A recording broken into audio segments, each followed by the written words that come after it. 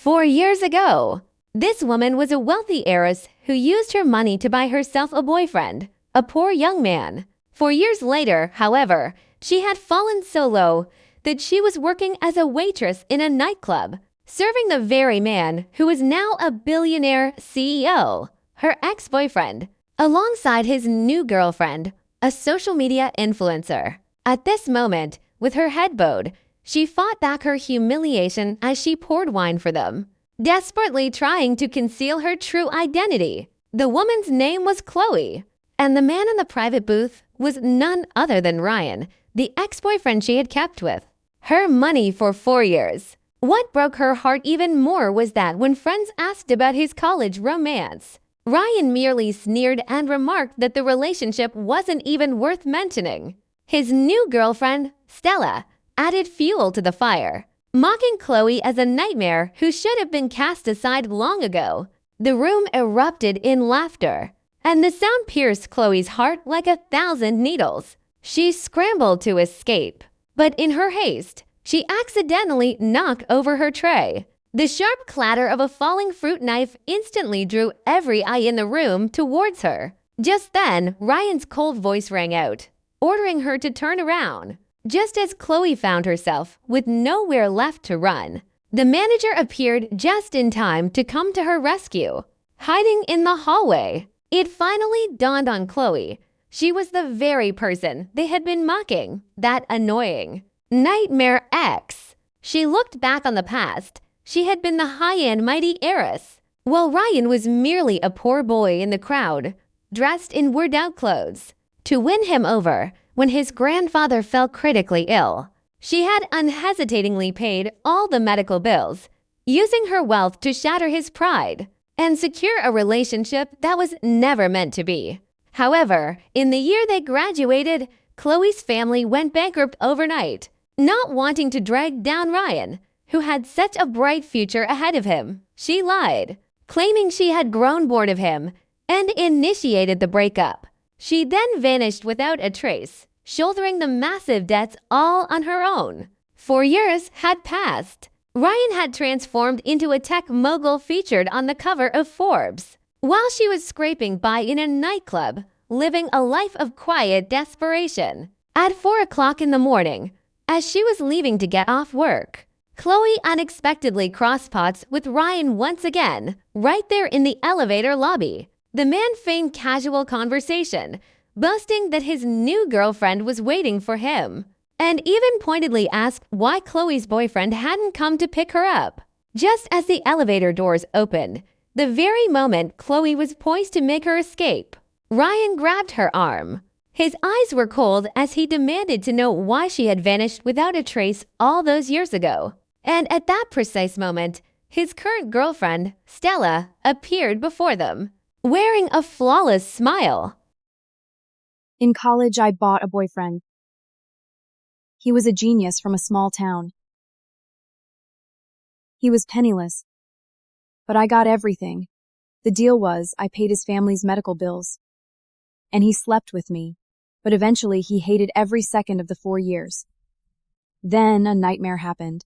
My family went bankrupt overnight. That same night, he walked away. No goodbye, no looking back, just gone. For years later, everything changed. I'm a waitress at a stripper club, working to pay off debts. And him? He's the new king of Silicon Valley. For all these years, I never thought I'd run into Ryan like this. I kept my head down when serving the drinks, trying to hide. Tella was sitting right next to him. They looked perfect together, I thought bitterly. Waitress, slice up these oranges. I turned my back to him and started slicing. The orange juice splashed on my hands. Long ago, whenever I craved oranges, Ryan would always slice for me. His cuts were perfect. Slice was exactly the same. Back then, I actually thought he loved me. Later, I realized he was just a sweet person.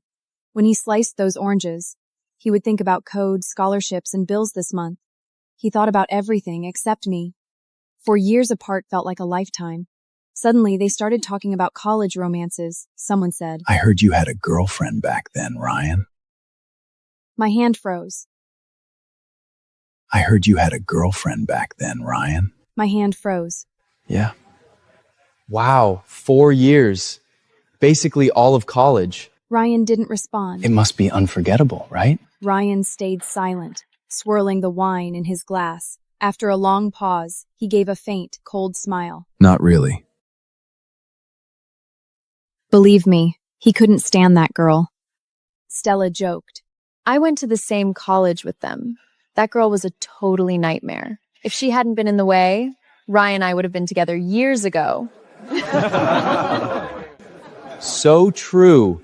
Stella is killing it on social media. The ex is old news compared to her. The room is filled with laughter again. I grabbed the tray, wanting to get out of there. Suddenly, the knife slips. Out! The sound drew everyone's attention. What is wrong with you? Can't you even cut fruit? I'm so sorry. I'll go get a new one. Wait, Ryan's voice stopped me cold. turn around. He spoke slowly, one word at a time. I froze. I felt like I was nailed to the floor. Turn around. I froze. Just then, the manager stepped in. I'm so sorry. She's new. This tray is on the homes today. Go. Get a new one now. I finally escaped the room. Be more careful next time. If they complain, you're working for nothing tonight. Thank you. That VIP room is full of big shots, especially that young CEO. We cannot afford to offend him. I'm scared. Could you deliver the oranges for me? Sure. I stood in the hallway, realized something bitter. I am the nightmare ex they were talking about. I still remember our freshman year. Ryan stood in the crowd in his faded old clothes. He was totally an outsider, but he was the only one I saw. Until last week, when he suddenly showed up. I loved his cold, calm voice when he was talking to me, and I loved the way he looked down at me. Ryan was desperate for money back then. So one night after class, I grabbed his hand. I like you, Ryan. Be with me. I have money. We can share. I could even pay you for one night. No. He said no, of course.